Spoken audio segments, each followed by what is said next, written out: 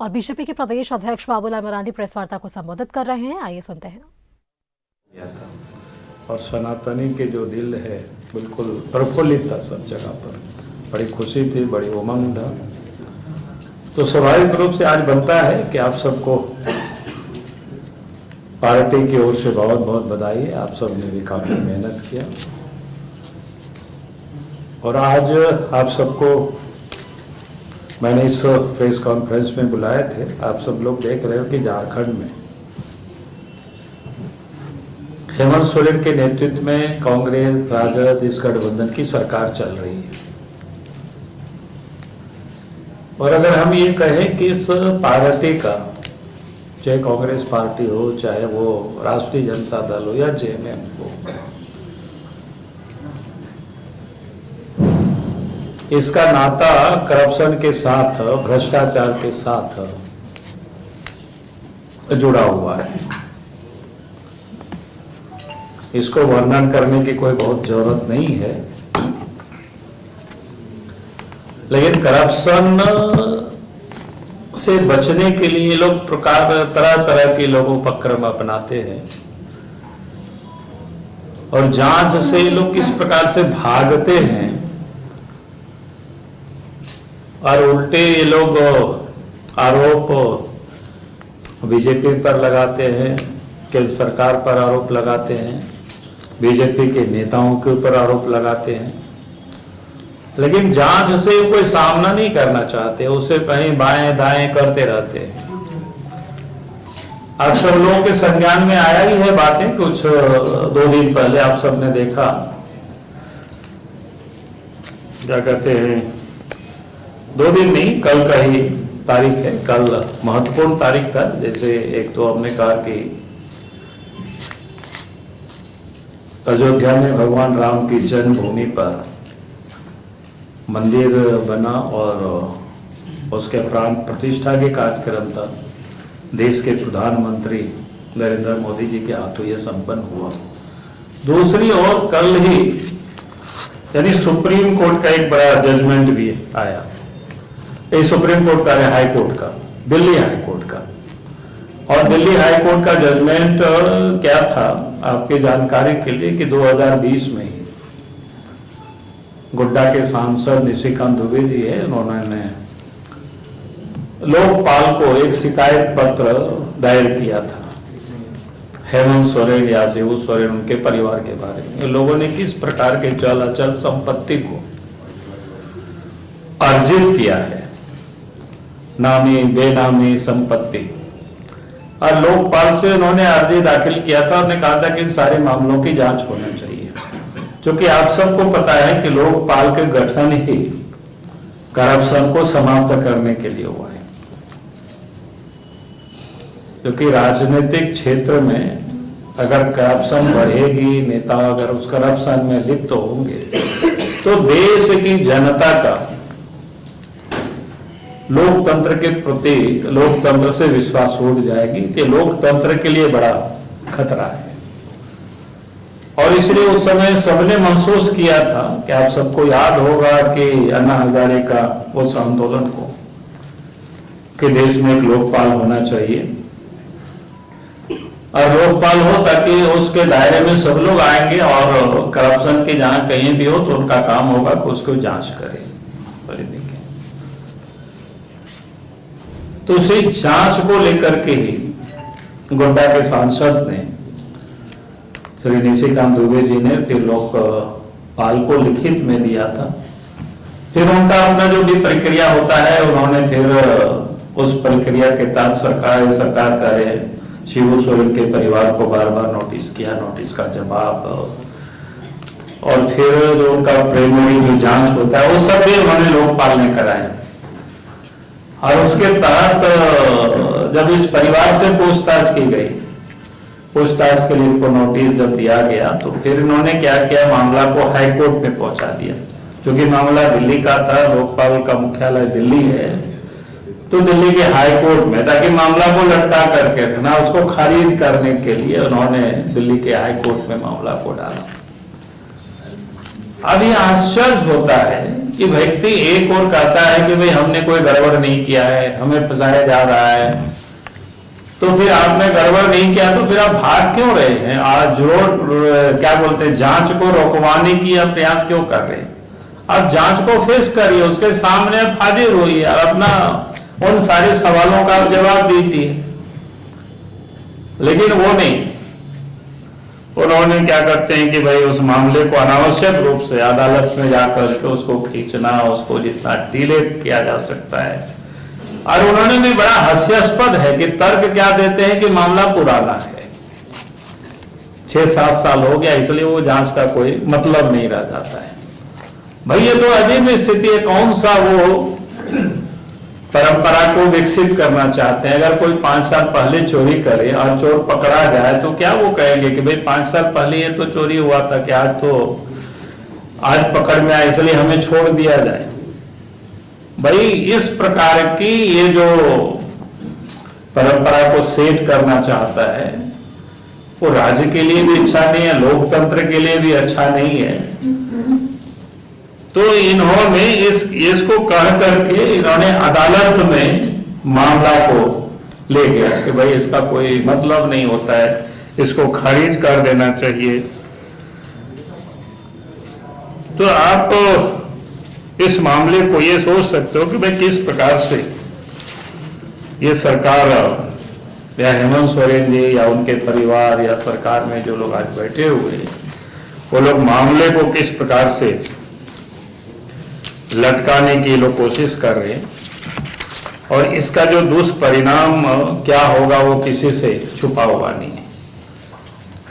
आपने इधर ईडी का भी कार्रवाई को देखा है, किस प्रकार से ईडी की कार्रवाई को भी उन्होंने टालते रहा, कितना नोटिस देता है फिर आते नहीं है। और जिस दिन ईडी वालों को बुलाया उस दिन भी आप सब लोगों ने देखा कि क्या घटनाएं घटी, वो किसी से छुपा हुआ नहीं है। भाई जब घर में ईडी पहुंचते हैं तो स्वाभाविक है कि ईडी की सुरक्षा में सीआरपीएफ के जवान भी थे, और आप सबने देखा होगा कि इस प्रकार से आज तो अखबारों में सब छपा है कि उन्होंने उसके आईजी के ऊपर ही केस कर दिया, और केस इस आधार पर क्या कि 144 लगाया हुआ था। 144 को मैंने उस कागज को पढ़ा कि सुबह से लेकर के शाम तक 11 बजे तक 144 रहेगी, उसकी परिधि और उससे कितना 400 मीटर 500 मीटर की दूरी तक। और झारखंड मुक्ति मोर्चा के नेता और लोगों को बुलाया था तीर धनुष और डंडे हारे हथियार के हथियार के साथ, उसके घर से लेकर के पूरा राजभवन के जो पीछे का जो मेन रोड का सब जगह लोग खड़े थे। हम लोग भी आते जाते लोगों को देख रहे थे, और सामने तो फिर वो निकल करके हेमंत सोरेन ने खुद सभा को संबोधित कर रहे हैं। कायदे से सबसे पहला मुजरिम और 144 का किसी ने कोई उल्लंघन किया तो हेमंत सोरेन जी ने किया। सीआरपीएफ वाले तो या राज्य सरकार की पुलिस ने भी काफी तैनात कर रहे होंगे वहां पर सिक्योरिटी में, तो उनका तो काम है सिक्योरिटी करना, उनका तो काम है उसके लिए जाना। लेकिन केस तो होना किसके चाहिए था? जेएनयू के वर्करों के ऊपर, जेएनयू वालों ने जो भड़काने की बयान दिया था उनके ऊपर एफआईआर होनी चाहिए। एफआईआर तो उनके ऊपर होना चाहिए था, हेमंत सोरेन के ऊपर, मुख्यमंत्री के ऊपर होना चाहिए था 144 का। तो उन्होंने उल्लंघन किया, सरकार उनकी है, उनके सरकार में उनके पदाधिकारी ने 144 का ऐलान करता है शाम तक, और फिर मुख्यमंत्री आकर के गाड़ी के बोनट पर खड़े होकर के भाषण देते हैं। मैंने इसलिए इन सारे बातों को ये कह रहे थे कि भाई किस प्रकार से ये पूरे परिवार हेमंत सोरेन के भ्रष्टाचार में लिप्त है, और भ्रष्टाचार से बचने के लिए ये तरह तरह की हथकंडे को अपना रहे हैं।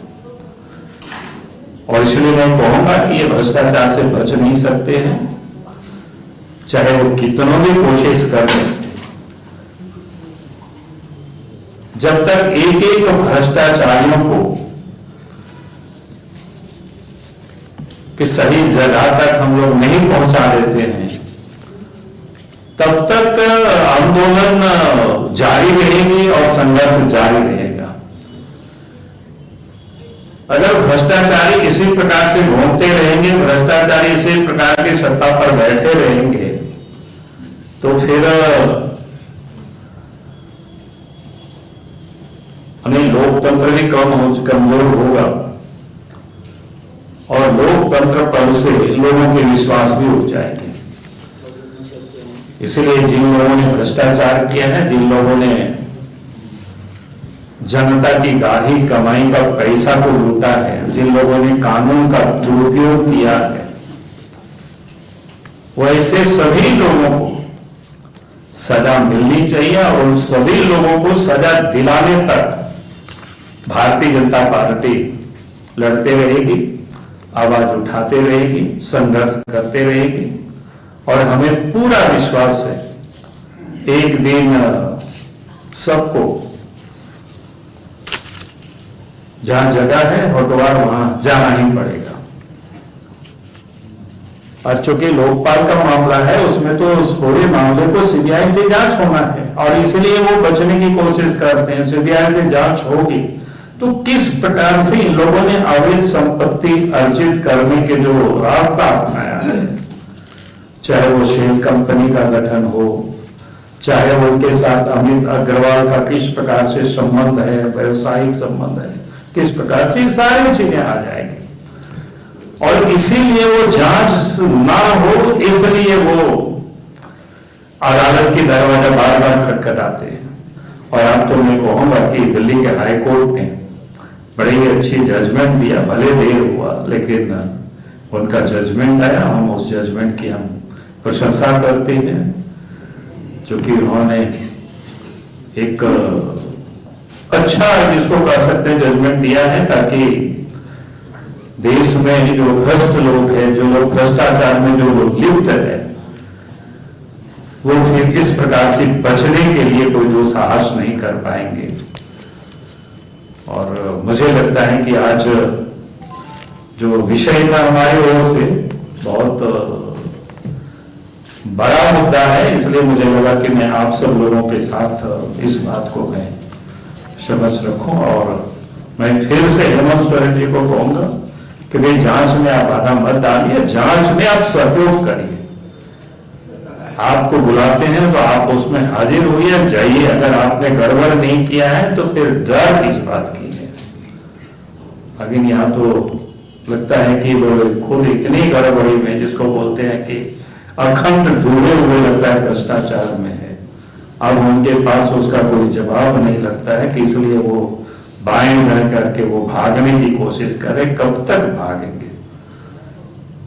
क्योंकि जो किए का फल तो सबको मिलता है, इसी धरती पर सबको मिलेगा और जल्द ही मिलेगा। मुझे लगता है कि जितना वो इधर उधर भागेंगे उतना वो फंसेंगे। वो मकड़े के तरह, मकड़े जो जाल घूमता है ना, और उसी जाल में बाद में वो फंस जाता है तो वहीं वो लटपट आ जाता है।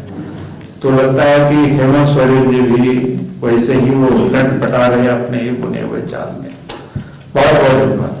आप सबको डिटेल हम कहेंगे कि आप सबको आपका जो क्या बोलते हैं व्हाट्सएप ग्रुप है उसमें आपको भेज देंगे, तो क्या आप पढ़ लेंगे तो आपको लगेगा कि और अच्छे ढंग से आप उसको बढ़िया से आप लिख पाएंगे। बहुत बहुत बाबूलाल जी, हाँ जी, जेएमएम का आरोप है कि सीआरपीएफ जबरदस्ती घुस रही थी सीएम आवास में, एक विशेष विमान लगा कर रखा था एयरपोर्ट पे कि उनको गिरफ्तार करेगी, यहाँ से लेके भाग जाएगी दिल्ली और वहाँ पे दिखाएगी गिरफ्तारी। इस तरीके का आरोप आ रहा है। अरे वो तो जेएमएम वाले ही ने आरोप लगाए हैं, तो लोग तो इसी प्रकार के ही आरोप लगाएंगे। क्योंकि भाई हमने तो कहा कि भाई हमने होटवार जेल बनाए हुए हैं ऐसे ही भ्रष्ट लोगों के लिए, तो फिर दिल्ली प्योर क्या बोलते हैं, दिल्ली में कौन जेल है, तिहाड़ जाने की जरूरत ही नहीं है। तो ये सब तो बेसलेस है कि भाई अब सीआरपीएफ तो उनकी सुरक्षा में, ईडी की सुरक्षा में है। अगर सीआरपीएफ के जवानों को नहीं बुलाया होता तो इन लोगों का मंशा तो बिल्कुल साफ था जेएमएम के नेताओं का वाइट देख लीजिए, उन लोगों ने क्या क्या बोला है, कांग्रेस के नेता भी क्या क्या बोले हैं, वो आप सबके सामने है। अभी सबों ने दिखाया भी, आप सबने छापा भी है। वो लोग तो चाहता ही था कि भाई ऐसी परिस्थितियां पैदा हो ताकि हम बता सके, बोल सके कि भाई देखिए क्या बोलते हैं, ये झगड़ा झंझट हुआ। नहीं तो फिर जब भाई एक मुख्यमंत्री को बुला रहे हैं और मुख्यमंत्री ने अपने घर बुलाया, तो फिर इतने लोगों को पूरे राज्य से बुलाने की क्या जरूरत थी? जब तीर धनुष लेकर के बुलाने की बात है तो ये बिल्कुल साफ है कि जेएमएम क्या चाहते थे, हेमंत सोरेन क्या चाह रहे थे, ये किसी से छुपा हुआ नहीं ये बातें। सर, जेएमएम का एक और आरोप है कि जेएमएम का कहना है कि सीआरपीएफ जो है जेएमएम के कार्यकर्ताओं को प्रभोग कर रही थी ताकि बाद में लॉ एंड ऑर्डर का मसला हो और यहाँ राष्ट्रपति शासन लगे। नहीं, पहली बात तो मैं कहूंगा कि प्रभोग क्यों करेंगे, हम लोग तो आते जाते रास्ता में देख रहे थे सबको। अब रास्ता में कोई भी व्यक्ति अगर कहीं ब्लॉक करेगा तो हटेगा ही, पुलिस को हटाना ही पड़ेगा। तो वो लोग तो चाह रहे थे, बल्कि झारखंड में भी कुछ भ्रष्ट पुलिस ऑफिसर है या कुछ भ्रष्ट ऑफिसर है, उन लोगों को ही लगाया गया था इसी काम में कि किसी ना किसी प्रकार से प्रभोग किया जाए ताकि मामला अशांत हो। और इसके वो लोग चाह रहे थे, नहीं तो आखिर उन्होंने क्यों बुलाया था? अब हमको बताइए ना, क्यों बुलाया था? गांव से लोगों को तीर धनुष लेकर के कुछ भाड़े के टट्टू को लगाया था। कोई गांव के ऐसे लोग नहीं आए थे, ये तो क्या बोलते हैं, कुछ लोगों को भाड़े में पैसा दे करके लोगों को बुलाया गया था। लेकिन ये सिर्फ जेएमएम का आरोप नहीं, अंचला अधिकारी ने लिखित बयान दिया है। अरे भैया, अंचला अधिकारी तो हम तो बताया ना, कुछ भ्रष्ट ऑफिसर तो टूल्स की तरह काम कर रहे हैं पहले से। अगर वो अंचला अधिकारी कह रहे हैं यहाँ 44 लगा, तो दिन में ही इतने सारे लोग थे, कितने लोगों को गिरफ्तार किया। पुलिस तो ड्यूटी में थे, सीआरपीएफ तो ड्यूटी में थे। आज अगर हम कहीं भी जाते हैं तो हमारे साथ सिक्योरिटी है, 2 सिक्योरिटी वाला भी जाते हैं। अभी भी आए होंगे, बगल में खड़े हैं, आप देख रहे हैं सिक्योरिटी वाला, तो आप उसको कहेंगे थोड़े प्रेस वाला को मारने पीटने के लिए आए हैं, वो तो हमारे सिक्योरिटी के लिए आए हुए हैं। बाबूलाल जी, एक और सवाल है। आप कहते हैं गढ़वा भंडारिया से शुरू होकर साहेबगंज, इधर राजमहल से लेकर चाईबासा तक हर तरफ भ्रष्टाचार का आलम है। बीजेपी को सिर्फ इंटरेस्ट सीएम में, इसलिए ईडी को सिर्फ इंटरेस्ट सीएम में है, या फिर बाकी मंत्रियों को आप लोगों ने छूट दे दिया कि तुम लोग जो करो सो करो, हमको सिर्फ सीएम से मतलब? हमने कहा कि भाई सरकार भ्रष्ट है तो सरकार के मुखिया ही जब भ्रष्ट है तो एक साधे 100 साधे। सर, एक सवाल और कौन सवाल है? हाँ, क्या बोले? सीआरपीएफ वाली बात सर आपने जो बताई, हाँ, कि खिलाफ सीओ ने ड्यूटी ऑन मजिस्ट्रेट ने जो एफआईआर कराया, आप सर सीएम रहे हैं, क्या ये बता सकते हैं कि जब भी ऐसे लॉ एंड ऑर्डर का इशू होता है तो क्या सीआरपीएफ अपने आप ऐसे आ सकती है वहां? ये क्यों नहीं आ सकती है? अगर उनकी किसी की सिक्योरिटी में कोई नियुक्त है, वो कहीं भी जा सकते हैं। अगर हमारे साथ पुलिस ऑफिसर रहते, सिक्योरिटी में रहते हैं नियुक्ति में, अगर हम जाते हैं तो जाते ही हैं। हाँ, हम जहां जैसे रूम में बैठे हुए नहीं है, लेकिन बाहर में तो आपको सिक्योरिटी मिलेंगे ही। जेएमएम का आरोप इसलिए है सर कि डीजीपी को ईडी के अधिकारियों ने लेटर लिखा, उसके बाद जो है वहां पे डिप्यूट किए गए जो नहीं, मैं क्या कह रहा हूं कि सब कुछ हम लोग सब लिखते हैं सरकार को, हम वहां जा रहे हैं, सुरक्षा व्यवस्था देखिए। इसका मतलब ये नहीं होता है कि हम अपनी सिक्योरिटी को छोड़ करके जाते हैं। अपनी सिक्योरिटी तो वहां जाती ही है, उनको तो लेके जाते ही हैं, लेकिन उसके अतिरिक्त बाकी वहां की जो सिक्योरिटी है उनको देखना है। हाँ, अगर सीआरपीएफ के जवान जहां सीएम को पूछताछ कर रहे थे, अगर उस रूम में लोग गए होंगे तब आप उसको गलत कह सकते हैं। बाकी तो क्या है कि हमने कहा कि आज हम यहाँ पर हैं या कहीं भी जाते तो हमारे साथ सिक्योरिटी जाते हैं, तो वो सिक्योरिटी वाले तो बाहर रहते हैं। एक आध कोई रहता है, वो भी फिर हम लोग बोल देते हैं कि आप थोड़ा बाहर हो, तो वो भी बाहर चले जाते हैं, लेकिन बाहर तो सिक्योरिटी रहता है, एक बार देख लेता है कि अंदर में कौन कौन लोग हैं। नहीं तो ये जेएमएम का आरोप है कि सीआरपीएफ को ड्यूटी किसने लगाई? अरे भाई, सीआरपीएफ को किसने, जो वहां जा रहे थे उनके साथ वो लोग थे, हो रहे होंगे भाई, किसने लगाई का मतलब क्या होता है? नियम पर FIR हो, इस पर कोई नहीं बोल रहा। 10 गाड़ियों में तो 10 गाड़ियों की सुरक्षा की क्या जरूरत थी सर? क्या इतना बड़ा खतरा था वहां सीआरपीएफ? नहीं, मैं कह रहा हूं कि अब 10 गाड़ी सिक्योरिटी होगी क्या 20 गाड़ी सिक्योरिटी को, तो उनका मामला है। लेकिन मैं ये कह रहा हूं कि भाई जिन लोगों को इन्होंने वहां बुलाया और सरकार ने 144 लागू किया और मुख्यमंत्री आकर के बाहर में भाषण भी दे रहे हैं, तो 144 है तो उनके ऊपर FIR होनी चाहिए कि नहीं होनी चाहिए? बताइए आप लोग भाई, कहां से आप लोग कानून की आ रहे हो? उसकी बात करो ना।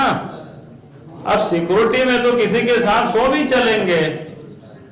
हम लोग भी कहीं जाते हैं, अगर कोई परिस्थिति उस क्षेत्र की थोड़ा गड़बड़ रहता है तो सिक्योरिटी थोड़ा अतिरिक्त भी साथ में चलते हैं। नहीं तो सर, मामला ये नहीं है। ईडी के साथ सिक्योरिटी पहले आई थी, हाँ। 2 गाड़ी सिक्योरिटी पहले से थी, हाँ उसके बाद 8 गाड़ियां और पहुंची थी। हाँ, तो पहुंच गए, उसमें क्या दिक्कत है? ये पूछ रहे हैं। अरे आज में पहुंच गए होंगे ना, उसमें क्या है? उनकी सिक्योरिटी में रहे होंगे तो आ गए होंगे, और उसमें से क्या दिक्कत है? उनमें तो कोई प्रॉब्लम नहीं है। लेकिन प्रॉब्लम क्या है, जब आप मौत लोगों को बुला के रखते हैं तो वो भी तो अपने सिक्योरिटी के लिए बुलाएंगे ना।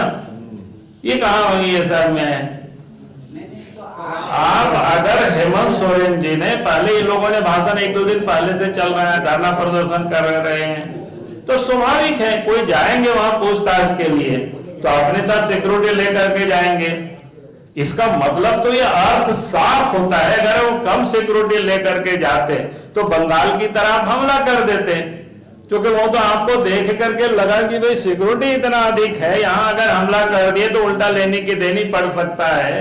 तो इसलिए अब वो कह रहे हैं कि वैसा करता वैसा करता, कैसे बुला लिया, कैसे आ गया, भाई कैसे आ गया। अच्छा, धारा 144 का मुख्यमंत्री ने उल्लंघन किया है, हाँ। जिला प्रशासन ने केस नहीं किया, क्या बीजेपी केस करेगी? क्या नहीं, बीजेपी के सरकार को केस करनी चाहिए। अगर सचमुच में 144 उल्लंघन की वो बात कर रहे हैं तो हम तो बोल ही रहे हैं, नहीं कर रहा है तो फिर कोई मतलब नहीं। आपका जो केस कर रहे हैं उसका कोई टिकेगा ही नहीं आपका कोर्ट वोट में, उसका मामला को। तो आप तो लोगों के धूल, आंख में धूल झोंक रहे हैं साहब, उससे क्या होगा? आखिर आप कह रहे हैं 144, तो वीडियो में सब कुछ दर्ज है ना, दिखा हुआ है भाई कहां लोग इकट्ठे थे। इसका क्या जवाब है? हेमंत सोरेन जी भाषण दे रहे, उसका क्या जवाब है उस सीओ के पास? आज तो वो टूल्स की तरह काम किया है, कल वो कोर्ट के कटघरे में वो खड़े होंगे, उस सीओ को जवाब देना पड़ेगा। उस समय देखेगा वो सीओ को जवाब नहीं सूझेगी, और वो ही वही सीओ देखेगा पैर पकड़ने लग जाएंगे उस समय। चलिए, हो गया।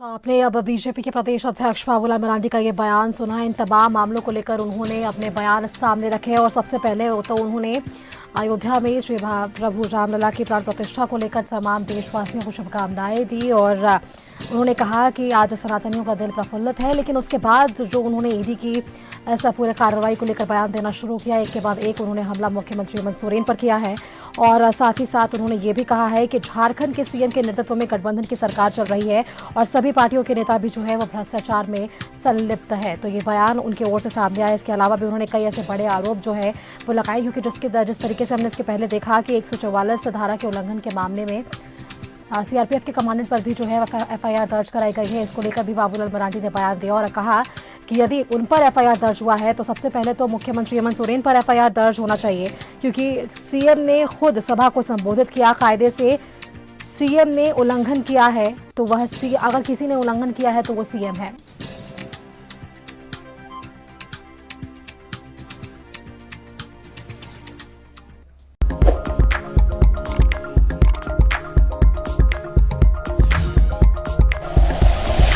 Like and share videos, subscribe करें हमारा चैनल और प्रेस करें बेल आइकॉन।